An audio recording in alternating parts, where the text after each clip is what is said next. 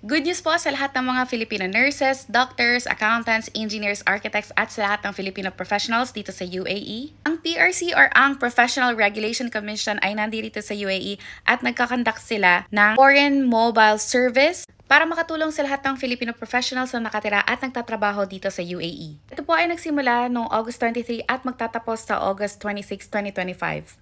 Ito po yung mga services na ino-offer ng PRC dito sa UAE within this limited time period.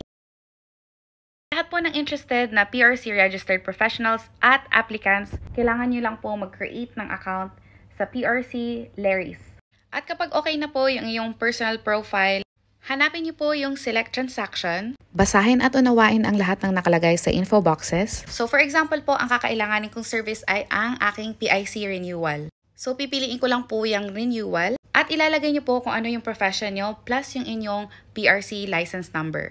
At ma-redirect po kayo ngayon sa appointment page. Diyan po sa babang part, kailangang i-click nyo ang Foreign Mobile Service Abu Dhabi. And then you complete the rest. For this, we are really grateful sa PRC, Philippine Embassy in UAE, Migrant Workers Office ng Abu Dhabi, at Philippine Professional Organization UAE Chapter. Isa po itong napakalaking tulong sa lahat ng Filipino professionals na nandirito sa UAE na nangangailangan ng PRC-related services. And if you need more details, please contact PRC through this email.